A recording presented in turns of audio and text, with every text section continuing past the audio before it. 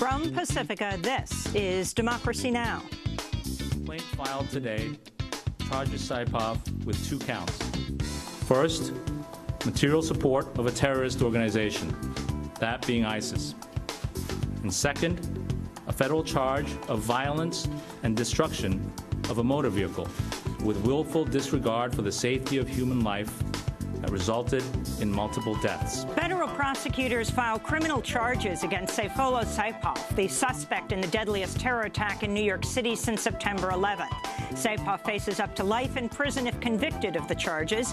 President Trump wants to sentence him to death and send him to Guantanamo. I would certainly consider that. Send him to Gitmo. I would certainly consider that, yes. The driver in the Halloween terror attack on the bike path in Manhattan, we wouldn't be talking about sending him to Guantanamo if it weren't for the fact that he's a Muslim guy with a beard.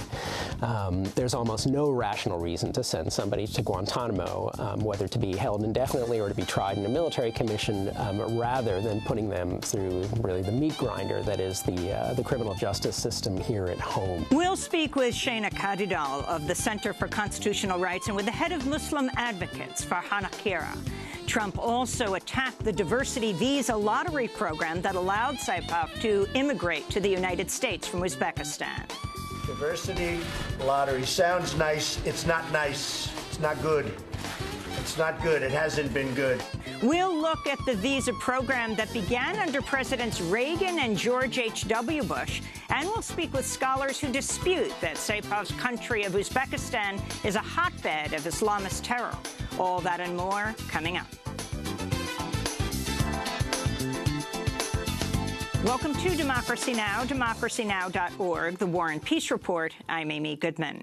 President Trump's called for a crackdown on immigration, telling Congress to cancel the so-called diversity visa program in the wake of the attack in New York City that left 8 people dead and at least 11 more injured. I'm going to ask Congress to immediately initiate work to get rid of this program. Diversity and diversity lottery. Diversity lottery sounds nice. It's not nice. It's not good. It's not good. It hasn't been good. President Trump's demand came after the suspect, Sayfullo Saipov, reportedly drove a rented Home Depot truck down a bike path along Manhattan's Hudson River, killing multiple people before crashing into a school bus. He then reportedly jumped out of the car waving a pellet gun and a paintball gun before being shot by police. Authorities say Saipov has been planning the attack for about a year. Saipov, an Uzbek native who's lived in Florida, Ohio, and Paterson, New Jersey, has now been charged with providing material support to a terrorist organization as well as violence and destruction with a motor vehicle. On Wednesday, President Trump called for Saipov's execution and called him an animal. Many have noted President Trump did not use words like animal to describe 64-year-old white man Stephen Paddock, who killed 59 people, including himself, in Las Vegas. After that massacre, Trump said it was not time to talk about policy changes, for example, with gun control, although Trump is now calling for immigration policy changes after the New York City attack.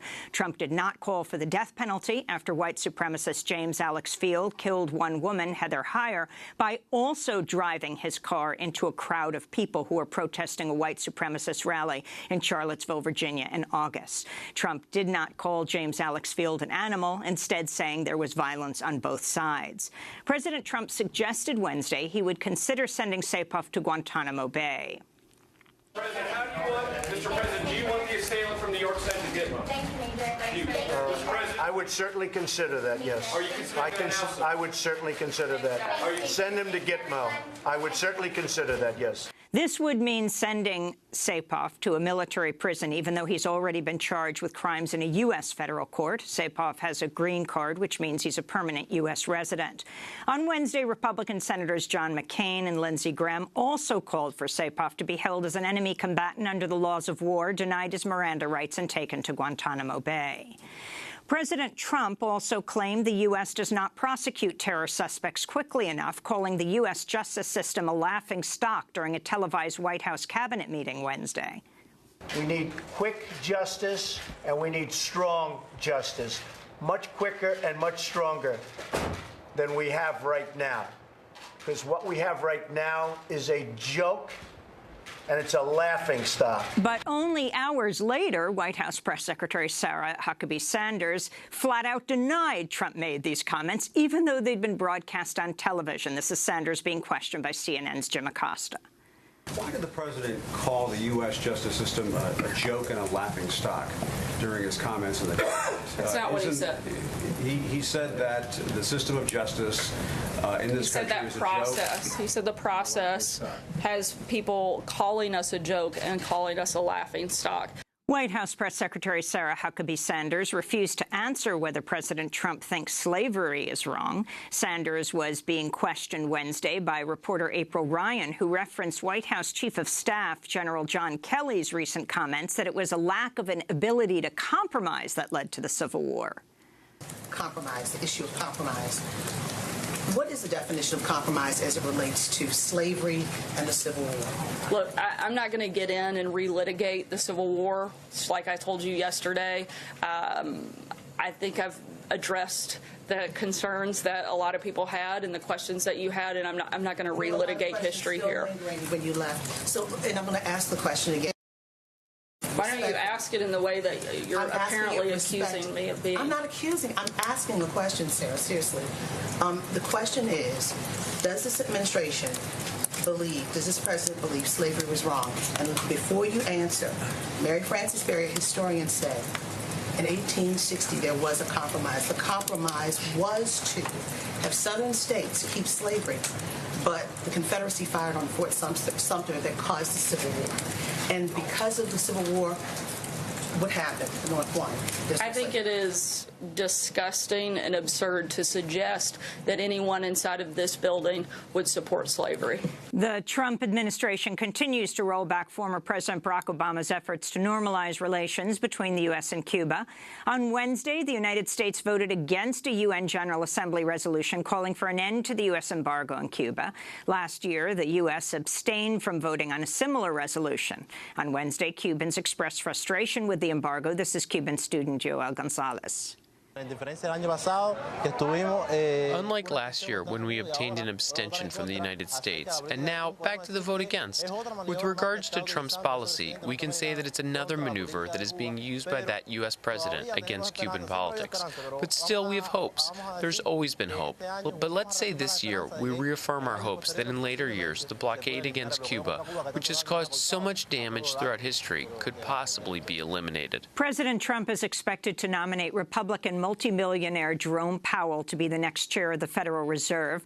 He is a former partner at the massive investment firm Carlyle Group, which is a major investor in military contractors as well as telecommunications, fossil fuel companies, financial services, and other industries. It would be the first time in 40 years that a non-economist, he is a banker, would become the head of the Federal Reserve. Men across the world are continuing to resign, be fired, or face intense criticism and backlash over a slew of allegations of sexual harassment and assault that have surfaced in the wake of the Harvey Weinstein scandal. The wave of accusations has rocked not only Hollywood, but also the media industry, universities, academia, restaurants, and the highest reaches of government. In Britain, Defense Secretary Michael Fallon resigned Wednesday amidst multiple allegations of inappropriate past sexual misconduct. This is Fallon. Well, the culture has changed over the years. What might have been acceptable 15, 10 years ago is clearly not acceptable now. Parliament now has to look at itself, and the Prime Minister has made very clear that the conduct needs to be improved, and we need to protect the staff of Westminster against any particular allegations of harassment. In France, prosecutors are investigating multiple rape accusations against Oxford professor, renowned Islamic scholar Tariq Ramadan. One French official now says he knew Ramadan was violent toward women, although he says he's stunned by the rape accusations. The official, Bernard Goddard, said, quote, that girls were brought to the hotel at the end of his lectures, that he invited them to undress, that some resisted, and that he could become violent and aggressive. Yes, but I have never heard of rapes, he said. Tariq Ramadan has denied any wrongdoing. At Dartmouth, 3 professors have been put on paid leave amidst a criminal investigation into accusations of sexual harassment and misconduct. The professors, Todd Heatherton, Paul Whalen, and William Kelly, are in Dartmouth's Department of Psychological and Brain Sciences. Hollywood star Dustin Hoffman has apologized after a former female intern named Anna Graham Hunter said Hoffman touched her without her consent when she was 17, working on the set of the movie Death of a Salesman more than 30 years ago. In the media industry, Michael Oreskes, NPR's senior vice president for news, has resigned after multiple women said they were meeting with Oreskes to talk about possible employment while he was Washington bureau chief of the New York Times, when he instead kissed them without their consent, stuck his tongue in their mouths. Meanwhile, at least 6 women have accused filmmaker Brett Ratner of sexual assault and harassment, including accounts that he overpowered one woman and forced her to perform oral sex on him when she was only 19 years old. And questions are being raised about a 2000 memoir Rolling Stone journalist Matt Taibbi co-authored with Mark Ames about their time as reporters in Russia. An excerpt of the book, which was sold as nonfiction, reads, quote, "We have been pretty rough on our girls. We'd ask our Russian staff to flash their breasts for us. We'd tell them that if they wanted to keep their jobs, they'd have to perform unprotected anal sex with us." Matt Taibbi has said he deeply regrets what he wrote, saying it was satire and that the harassment described in the book never actually took place. In Eritrea, an opposition group says security forces have killed 28 people and injured dozens more during protests in the capital, Asmara, on Monday and Tuesday. The Eritrean government has denied the casualties. Activists say the mass protests was sparked by the government's attempt to take control of an Islamic school. Some activists say the protests may be a tipping point in Eritrea, where a UN special rapporteur says citizens face arbitrary arrest and enforced disappearances and a military conscription program that amounts to enslavement. In India, an explosion at a coal-fired power plant has killed at least 26 people, injured over 100 in the northern state of Uttar Pradesh Wednesday. The plant's operated by the government-owned company, the National Thermal Power Corporation. Back in the United States, in Colorado, 3 people were killed during a mass shooting in a Walmart in a suburb outside Denver Wednesday. Mass shootings happen nearly every day in the United States on average, and about 12,000 people die from firearm-related homicides every year. A white former student at the University of Hartford has been arrested and charged with a hate crime after she admitted to constantly harassing her black roommate. Brianna Ray Bronchu admitted she rubbed used tampons on her roommate's backpack. She also wrote on social media, after 1.5 months of spitting in her coconut oil, putting moldy clam dip in her lotions, putting her toothbrush places where the sun doesn't shine, and so much more, I can finally say goodbye, Jamaican Barbie, the white student who now faces charges of hate crimes wrote. And in Arizona, musician, writer, and environmental activist Katie Lee has died at the age of 98. This is Katie Lee speaking at the age of 95 about the fight against the Glen Canyon Dam on the Colorado River. And that's when I started writing articles about it. I started singing, writing songs about it. I put out 2 or 3 CDs about it. And from then on, it was just constantly working to bring down that dam. And I'm still at it. I feel about that dam just like I've always felt about it. I'd like to blow it up. If I knew how, I'd do that, but I don't know how. And that's probably very fortunate. Rivers are supposed to run. They're not supposed to be dammed up. They're healthy that way. They feed the planet. Katie Lee died on Wednesday at her home in Jerome, Arizona. And those are some of the headlines. This is Democracy Now!, democracynow.org, The War and Peace Report. I'm Amy Goodman. President Trump has called for a crackdown on immigration, telling Congress to cancel the so-called diversity visa program in the wake of the attack in New York City that left 8 people dead and at least 11 more injured. I'm going to ask Congress to immediately initiate work to get rid of this program. Diversity and diversity lottery. Diversity lottery sounds nice. It's not nice. It's not good. It's not good. It hasn't been good. President Trump's demand came after the suspect, Sayfullah Saipov, reportedly drove a rented Home Depot truck down a bike path along Manhattan's Hudson River, killing 8 people before crashing into a school bus. He then reportedly jumped out of the car waving a pellet gun and a paintball gun before being shot by police in the stomach. Authorities say Saipov has been planning the attack for more than a year and chose Halloween. They've gotten this information from his bedside in the hospital. Saipov, an Uzbek native who's lived in Florida, Ohio, and Paterson, New Jersey, has now been charged with providing material support to a terrorist organization, as well as violence and destruction of a motor vehicle. On Wednesday, President Trump called for his execution and called him an animal. Many have noted President Trump did not use words like animal to describe the 64-year-old white man, Stephen Paddock, who killed 59 people, including himself, in Las Vegas. After that massacre, Trump said it was not time to talk about policy changes on gun control, although he's now calling for immigration policy changes. Trump also did not call for the death penalty after white supremacist James Alex Field killed one woman, Heather Heyer, by also driving his car into a crowd of people protesting a white supremacist rally in Charlottesville, Virginia in August. Trump did not call James Alex Field an animal, instead saying there was violence on both sides. President Trump suggested Wednesday he would consider sending Saipov to Guantanamo Bay. How do you want, Mr. President, do you want the assailant from New York sent to Gitmo? Mr. President? I would certainly consider that, yes. Are you considering that? I would certainly consider that. Send him to Gitmo. I would certainly consider that, yes. This would mean sending Saipov to a military prison, even though he's already been charged with crimes in a U.S. federal court. Saipov has a green card, which means he's a permanent U.S. resident. On Wednesday, Republican Senators John McCain and Lindsey Graham also called for Saipov to be held as an enemy combatant under the laws of war, denied his Miranda rights, and taken to Guantanamo Bay. Meanwhile, Wednesday night, New Yorkers held an interfaith vigil for the victims of Tuesday's attack and left flowers at memorials along the bike path where the rampage occurred. Well, today we spend the hour looking at the attack and the unfolding response to it. We begin here in New York with Shana Kadidal. He's senior managing attorney at the Center for Constitutional Rights. Shana, I want to start off by asking you about Guantanamo, about President Trump's comment that this man, Saipov, should be sent to Guantanamo. Well, he called him an animal. Mm-hmm. Right. I mean, we wouldn't be talking about this at all, and the president wouldn't be talking about it if he weren't a Muslim guy with a beard, right? You know, I mean, the premise of this is that somehow it's better to try somebody like this at Guantanamo in a military commission than it would be to try them here at home in our ordinary criminal justice system, in our regular federal courts. And that's just absurd on its face. I mean, we know that really we have one of the most draconian criminal justice systems around in this country. It pulverizes defendants in terrorism cases. It's not fairer procedurally, really, significantly, than the commissions. It doesn't result in shorter sentences.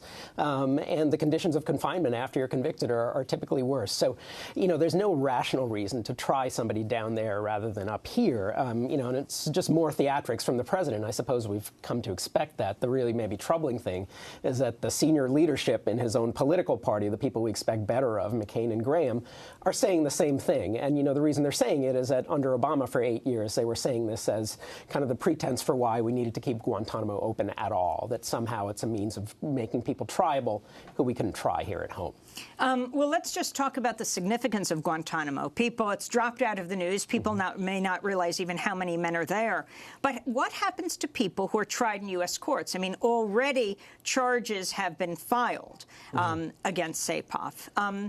People like Tsarnaev, didn't he, in this court, in a U.S. court, get the death penalty, whether people support that or not? Right. You know, where you've got a video of somebody actually carrying out the attack, you know, the conviction rate is going to be higher even than the 99.2% rate that we've got for people who go to trial in the federal system, right?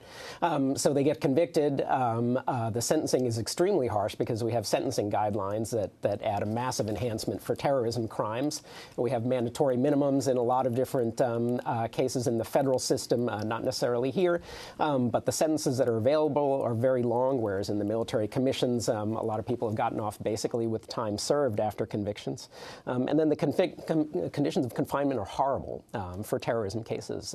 Most people are sent to a place called ADX Florence, where they're kept in some of the most harsh solitary confinement that's known to man. So, again, it's basically putting people through a meat grinder to try them here at home. And, surely the president, his advisors, McCain and Graham, all know this.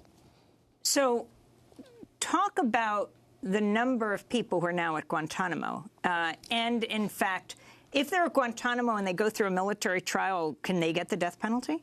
They can, in theory, right? The 7 people who are on trial, I believe at least 6 of them are on trial for their lives, including Abdel Rashim al-Nashri, who was on trial for the Cole bombing, where his entire defense team was just discharged by the Chief Defense Counsel because of really horrendous violations by the government, surveillance of his defense team, of potentially of his meetings with his own lawyers. Haven't already something like 3 cases at Guantanamo been overturned? These men have been held for almost 20 years now, a number of them without charge. Right. I mean, the vast majority of people there haven't been charged, will never be charged. So there are 10 people who have either been convicted or are on trial right now. Out of the 41, the rest, there are no plans to charge or try, and 5 of them are cleared for release. And the cost? $500 million a year, some $10 million per individual, compared to, maybe a couple thousands, dozens of thousands for holding someone domestically. And the fact that Saipov has a green card?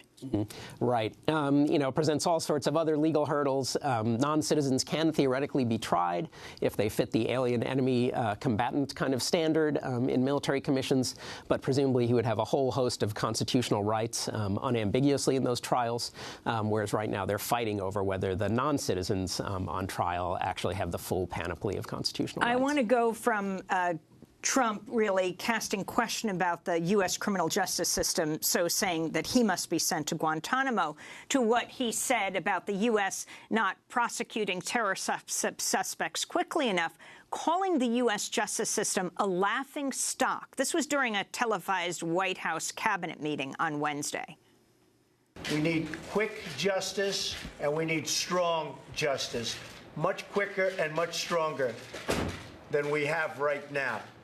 Because what we have right now is a joke, and it's a laughing stock. What we have now is a joke and a laughing stock. Shana Cadidel. Yeah, again, I think, a whole host of federal prosecutors would disagree with that. Again, it's theatrics. It plays into the idea that after the Warren courts, kind of reforms to make the criminal justice system at home even minimally sort of fair, to get police coercion and, coerced confessions out of the system, that somehow the system has become completely tilted in favor of defendants, he's playing on a whole host of ideas that circulate in the culture because of cheesy 1970s police dramas and the O.J. Simpson trial. But the actual reality, especially in terrorism cases, is far from that. I'll ask you to stay with us. We're going to break and then come back to look at the diversity lottery program and then the way the media covers this attack versus, say, Las Vegas, versus the killing in Charlottesville. Shana Cadidel, a senior managing attorney at the Center for Constitutional Rights. We'll be back in a minute.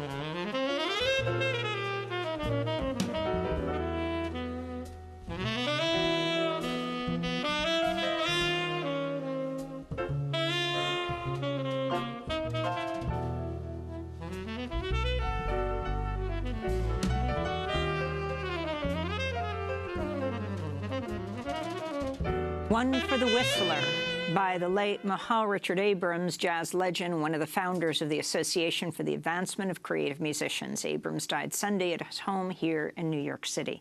This is Democracy Now!, democracynow.org, The War and Peace Report.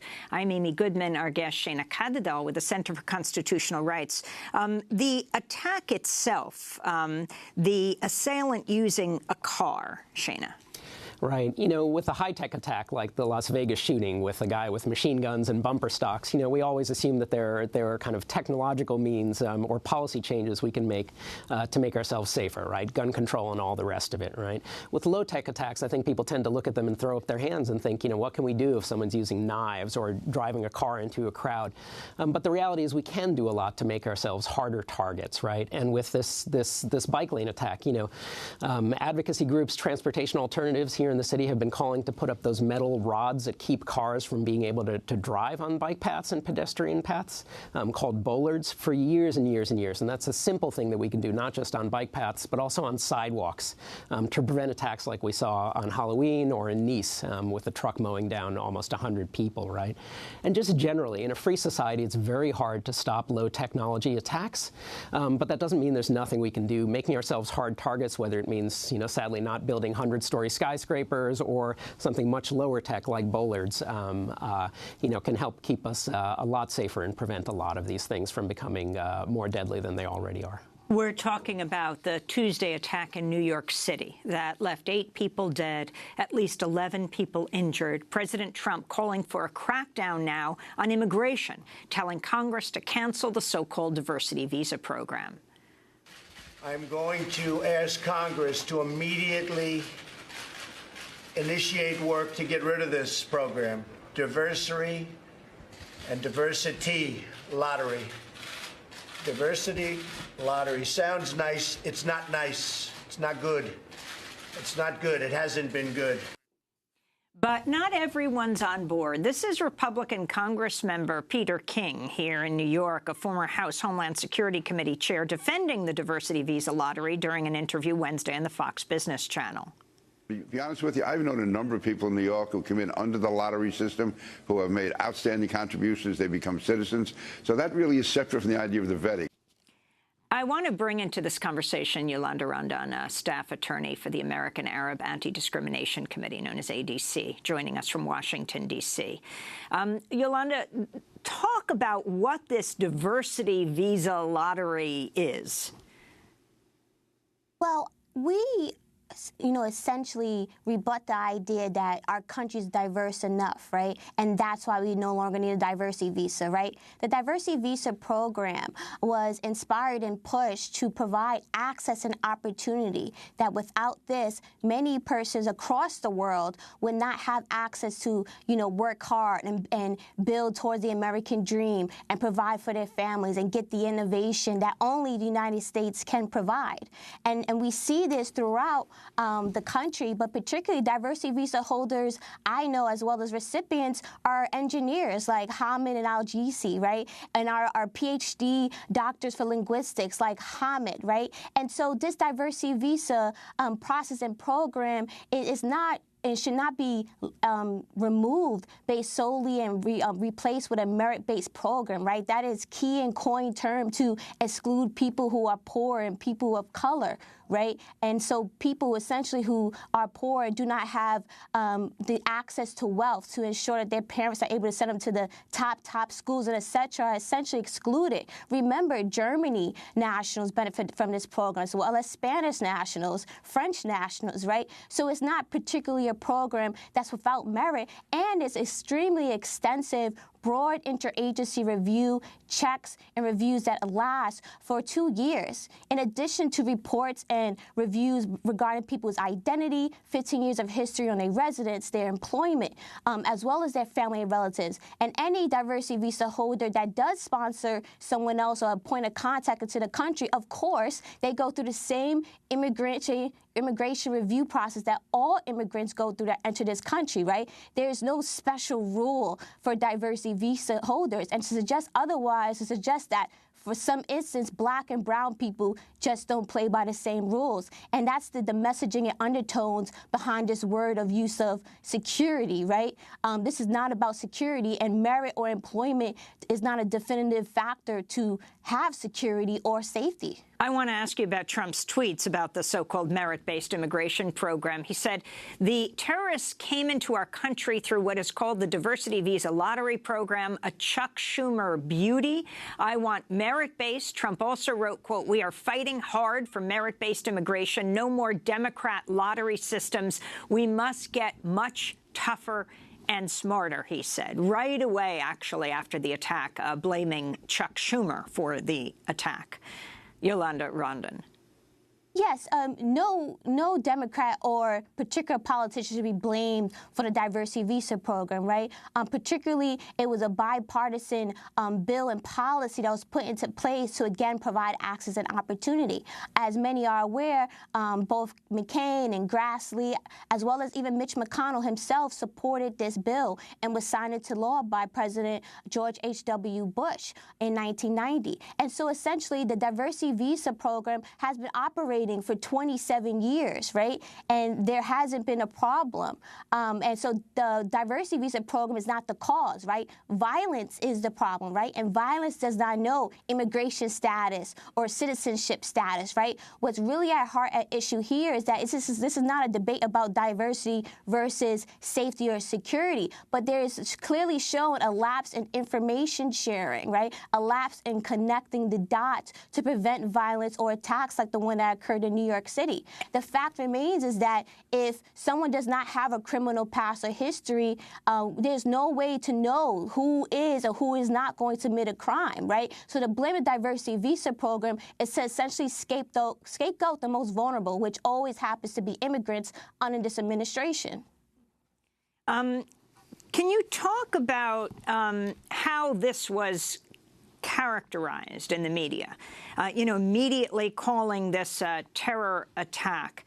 It was not so, the media was not so ready to call James Alex Field in Charlottesville a terror attack when he took a vehicle, he rammed a car into a group of people and killed a young woman named Heather Heyer. Yes, of course it wasn't covered like that, right? Because it falls into this same messaging that only people of color or people, the undesirables, are or can be terrorists, right? It was immediate in the messaging that, oh, hey, what happened to this guy in New York City that he wasn't assimilated enough? Well, was what happened in Charlottesville, was that perpetrator assimilated enough, right? It shows and reflects the fact that violence occurs across this country every single day. And we're not able to pinpoint, we're not going to remove people from this country or revoke people's citizenship and say, hey, no more, no, right? And so it's essential same media coverage that they want to paint Arabs and Muslims as terrorists. It's also the essential same ties to the fact that, hey, we had this mass surveillance spying program in New York City, which was extremely unconstitutional, right? And so this should not be used as an excuse to revamp up those efforts, right? And that's why the messaging is like that, right? Because they want to re-engage and reassert the profiling and trying to use this as a license to profile Arabs and Muslims, right? So this is always part of a larger aspects of up in the surveillance and security industry and the unfortunate targeting of people of color. I want to bring into this conversation Farhana Kara, who is Executive Director of Muslim Advocates. Prior to joining the group in 2005, Kara was counsel to the U.S. Senate Judiciary Committee, Subcommittee on the Constitution, Civil Rights, and Property Rights. Your group, Farhana, put out a statement. Muslim Advocates put out a statement. Talk about your concerns about what's happening right now in the aftermath of this attack in New York City. Good morning, Amy. And first of all, I just want to express my sincere thoughts and prayers to the victims of this horrific attack and send my support and strength to the people of New York. Our concerns at Muslim Advocates are really focused on the response by the president and other senior government officials. After the attack, we saw tremendous leadership from New York government officials, Governor Cuomo, Mayor de Blasio, calling on New Yorkers to come together as we mourn and as we look for answers and understand exactly who was behind this attack, are there others, and really find the answers about this. In contrast, the president immediately sought to try to divide Americans and further his own political agenda. And what do I mean by that? It's things like what you were just discussing earlier, trying to basically score political points to feed his agenda, his longstanding policy to radically transform our immigration system, to significantly curtail, if not outright stop, the immigration of non-whites to the United States. And this, and we could just see in contrast, after the Las Vegas shooting, after the Charlottesville attacks, we did not see the president calling for changes in policies like gun control policies after the horrific attacks in Las Vegas. But here we see the president immediately calling for changes to the immigration system.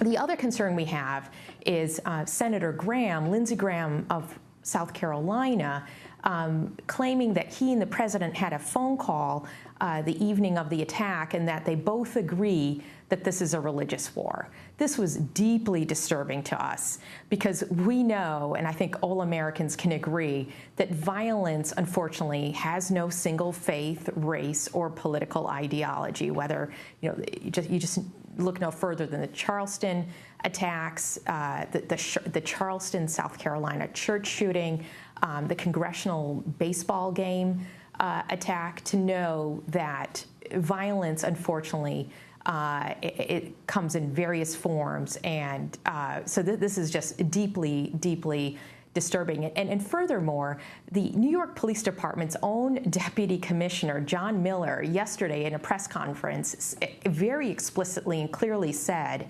Islam had no role in this attack. So law enforcement officials who are closest to this investigation are going out of their way to say religion has no role. And yet the president and senior government officials of the United States government are trying to say that this is a religious war. And in fact, I think what's really disturbing about this is that it actually plays into the propaganda of ISIS. So this is not helpful. This is a time for the president and our government leaders to bring the American people together. You know, I wanted to ask you about how this is described. There's been a lot of discussion since Tuesday's attack about the way that the phrase Allahu Akbar is used in the media after what the media is universally describing, or generally, as the terror attacks. I want to read from a New York Times op-ed by Wajahat Ali, who said, "It's easy to forget that language is often hijacked and weaponized by violent extremists. Some people yell Allahu Akbar, and others chant heritage, culture, and white pride. The preferred slogans of a killer don't make much difference to the people whose lives are lost or their loved ones, but they make all the difference in Americans' collective understanding of a tragedy." Can you talk, Farhana Khaira, about the use of Allahu Akbar and how often people will use that phrase in a day, Muslims, to describe almost like, oh, my God? Yeah, so Allahu Akbar is Arabic for God is great. So it's an exclamation. It's professing essentially love for God, acknowledgement of God, and kind of everyday activities, or certainly to put an exclamation point when you're celebrating. It's part of the prayers for Muslims in the call to prayer, as well as we recite our prayers. So it has a religious connotation, and it's specifically used by ISIS followers because they're trying to invoke religion to justify their violent ends and to recruit people to their cause. But I think, as Wajahat points out, there are other violent groups, whether it's neo-Nazis and white supremacists with their Heil Hitler and other phrases and chants that they use that are also demarcations of people who are parts of their movements. And I think, if I can just say, Amy, I think what's been troubling to me in the last 24, 48 hours is after an attack like this, there's immediate media focus on what the words were uttered. Was it Allahu Akbar or wasn't it? But when the perpetrator is not a Muslim, there isn't that same kind of attention by the media to understand, well, what words were uttered when James Fields rammed his car into protesters in Charlottesville, killing Heather Heyer. What was he thinking? What was in his internet history? There isn't that same kind of in-depth investigation and reporting and trying to understand. But when the perpetrator is Muslim, there's an immediate kind of fixation to want to see, well, exactly were these words used by the perpetrator?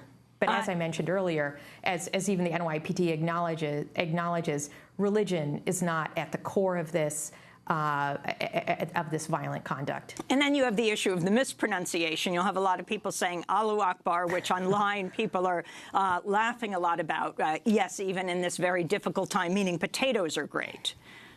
Yes. Yes, alu is an Urdu word for potatoes, and some media folks and others are mispronouncing or misspelling the word, and they're actually spelling the Urdu word for potatoes. Shanika Dadal, would you like to weigh in here? Sure. It's clearly Muslim-specific, this response, right? When Ricardo Reyes, a person of color, drove a car at high speed into a crowd of people in Times Square earlier this year, nobody was saying send him to Guantanamo or this is an ISIS-inspired attack, even before we knew that he was high on PCP when he did it.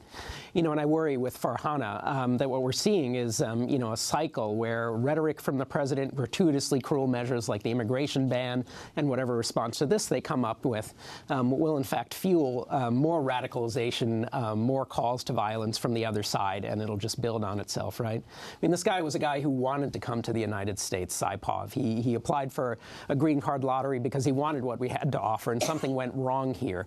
And I worry that the president is just feeding into more of those kind of things going wrong in individual cases. Farhana Kara, what about that? The whole issue of he was politicized, he was radicalized here in this country. Yeah. So, and I just want to underscore a number of things that my colleague Shane said. And just to put a finer point on this, Amy, after the attack in Charlottesville, where Alex Field rammed a car into a group of protesters, we didn't hear the president or other government officials saying that Fields should be sent to Guantanamo. But that's immediately what we're hearing from this president, from Senator Graham, and it's deeply disturbing because it's sending a signal that there's two systems of justice, that if you're Muslim, you're going to be treated outside of our Constitution and outside of our justice system, and that you're not going to be entitled to the same rights and protections as other Americans. We saw the Bush administration make an attempt to actually treat lawful residents and U.S. citizens differently, and we saw the Obama administration try to turn away from that. And this is a deeply disturbing signal that this administration may be going back to some of those practices from the Bush administration. I hope that's not the case. I understand that the president was just tweeting earlier this morning. Perhaps he's having some second thoughts about his initial thoughts about sending Saipov to Guantanamo, and I hope he's getting some counseling from his Attorney General and Justice Department officials that federal charges have been filed, and we should follow and allow the U.S. criminal justice system to take its course. And Farhana, you facilitated the first and only meeting between Muslim community advocates with President Obama when you were at the Justice Department? That was while I was executive director of Muslim Advocates. Oh, when you but yes, yeah. And that was an important opportunity. I believe that was about 2 years ago, in which it was an opportunity to sit down. It was about a dozen or so American Muslim community leaders from all walks of life to have an opportunity to sit down with the president and share our concerns about hate and bigotry. And it was just the beginning of this new wave of increased hate and bigotry targeted to American Muslims and the wave of hate crimes that we've been seeing as well as to address concerns about the targeting of our community by federal law enforcement authorities. We appreciated that constructive conversation, and we did see increased leadership from the president after that, speaking out against anti-Muslim bigotry. We have not seen nearly that level of concern by this president or members of his White House, and in fact, we've seen the exact opposite, a desire to demonize our community in an attempt to score political points. And Shana Kadadal, the president, just tweeted some more.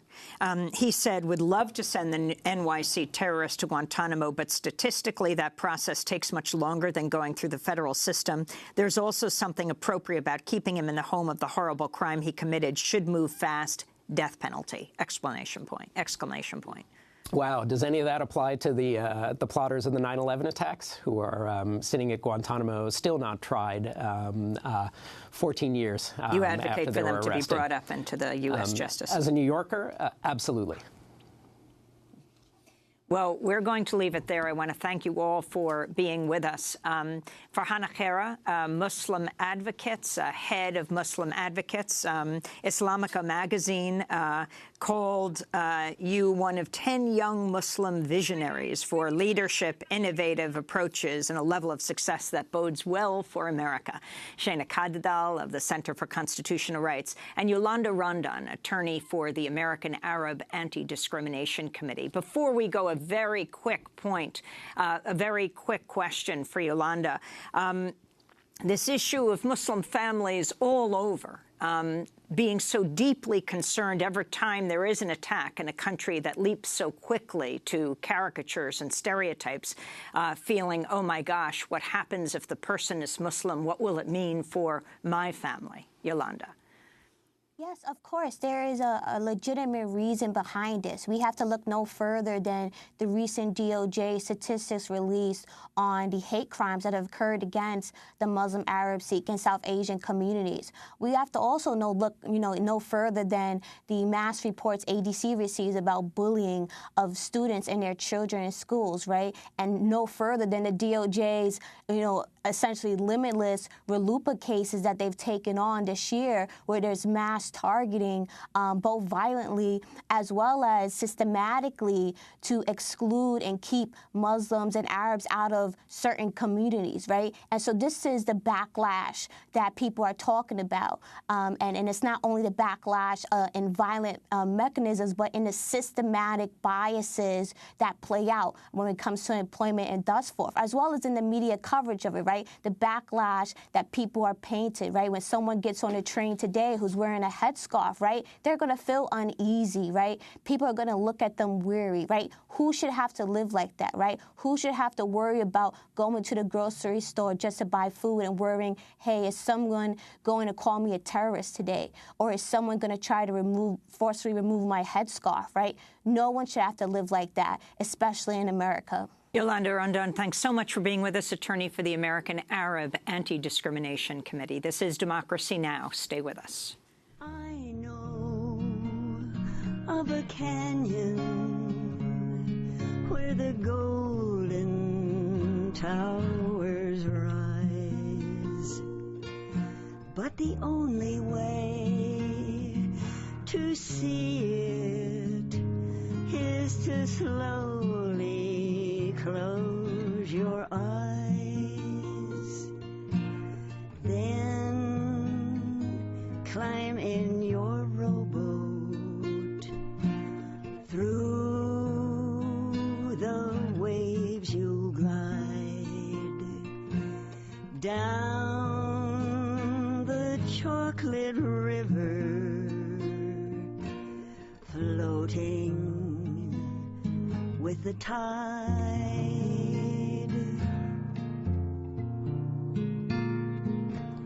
Very few have been there. It's a magic land, you see. Once, when I was younger, someone showed the way to me. Glide, glide Love Song for Glen Canyon by Katie Lee, musician, writer, environmental activist. Katie Lee died at the age of 98 this week.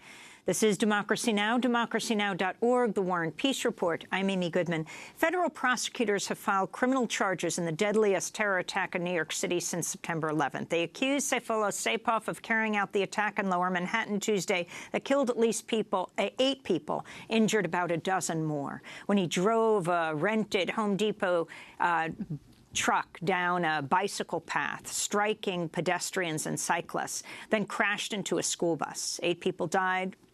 Sayfullah Saipov is an immigrant from Uzbekistan, a country that's now the focus of much attention, with some in the media calling it a hotbed of Islamist terror. For more, we're joined by 2 scholars who study the country.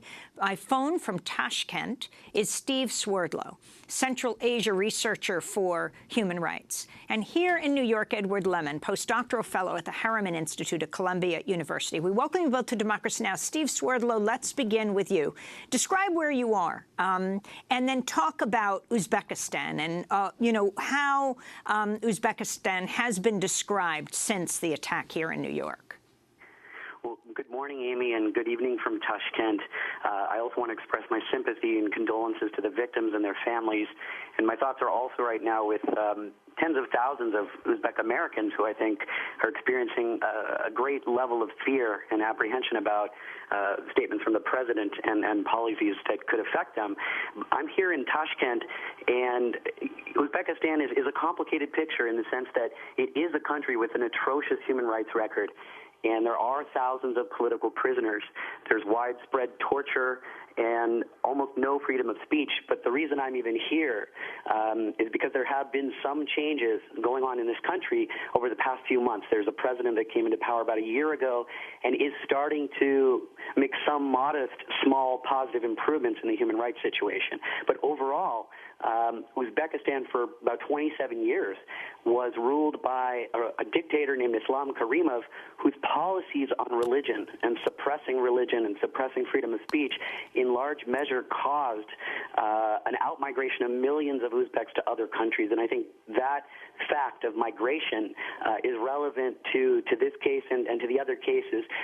You asked about how the media is describing Uzbekistan, and I think it's been somewhat irresponsible in the past 24 hours.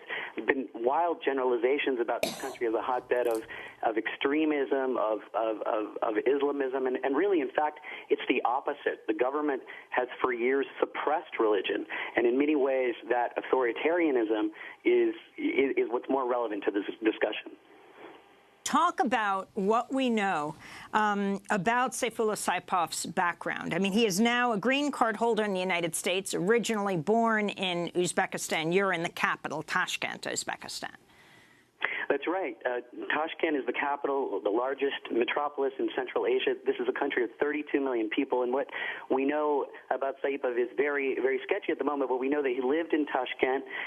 He left this country in 2010, and, this is, again, at that time that he left this country, it was a dark period of time, and in many ways it is still a very difficult human rights situation, but at that time especially, I was actually kicked out. Human Rights Watch was closed down in 2010 from Uzbekistan because of a repressive security apparatus led by the government, which really caused a lot of despair, terrible socioeconomic conditions, rife corruption, which caused this outflow of migrants to other countries and most prominently to Russia.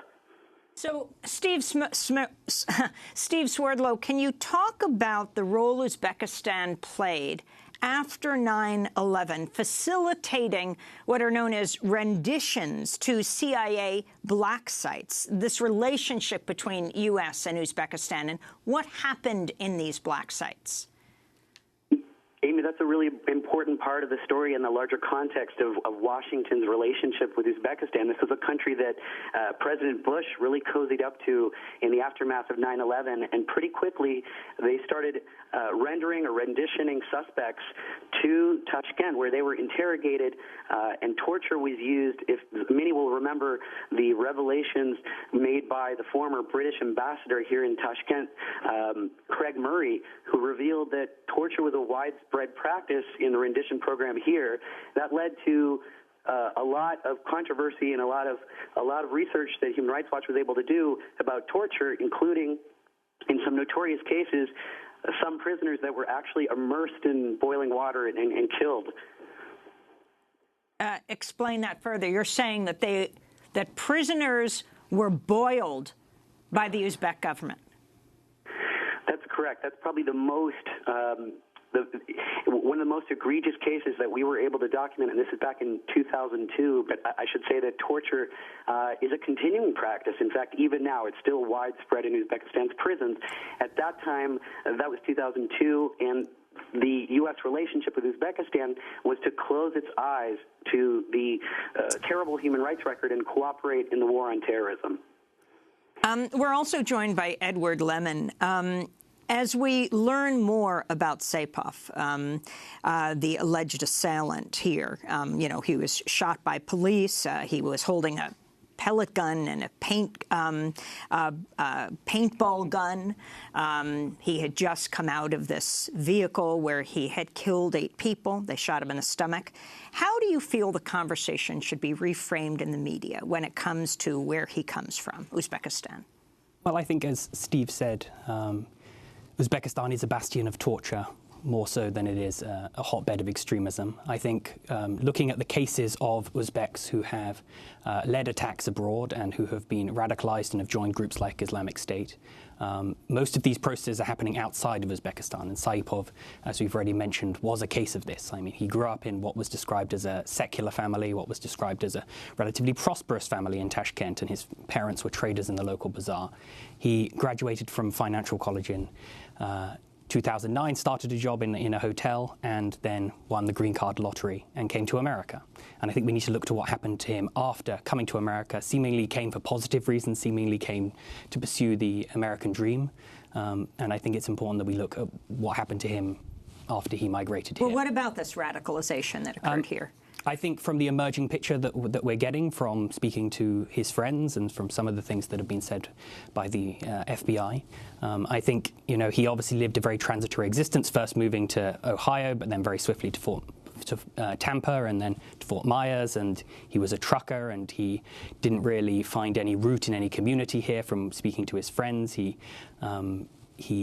struggled to find a job, and I think this is an important factor for many. Became an Uber driver. Exactly. He became an Uber driver in Paterson, New Jersey in the end. And so I think this is, when he first came here, I think he wanted to work in a hotel. He had aspirations to climb up and live the American dream, and seemingly, perhaps due to his lack of English skills, he went from a position of relative prominence and a relatively prosperous family in Uzbekistan to coming to America and obviously living on the margins. And I think we need to look to sort of how those factors maybe led him to take such an extreme. The latest news out of the investigators, and it's interesting, he wasn't killed, and they're learning a lot about him just talking to him in the hospital. Steve Swerdlow, in this last minute that we have, you are in Uzbekistan, you are in Tashkent. What is the response of people there?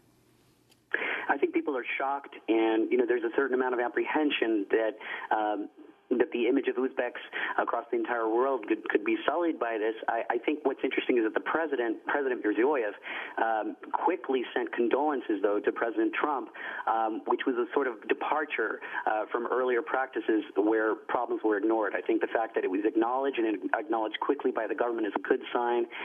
But I think in general, of course, Uzbeks here and Uzbeks in the United States are feeling a lot of fear, a lot of apprehension, and it's really important that they hear the right message coming from the President Trump. And to be specific, 10 seconds, that message is?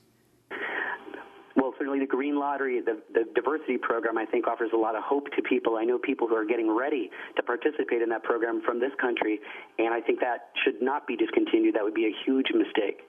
Steve Swerdlow, I want to thank you for calling in from Tashkent, Uzbekistan, Human Rights Watch Central Asia researcher for human rights, and Edward Lemon, postdoctoral fellow at the Harriman Institute at Columbia University.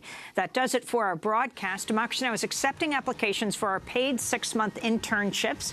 Application date November 15th. For more, go to democracynow.org. I'll be speaking at the Buffalo Convention Center in New York on Friday. You can check our website at democracynow.org. Democracy Now! Produced by Renee Feltz, Dina Guster, Noreen Shea, Carla Wills, Laura Gottesdiener, Sam Alkoff, John Hamilton, Robbie Karen. I'm Amy Goodman. Thanks for joining us.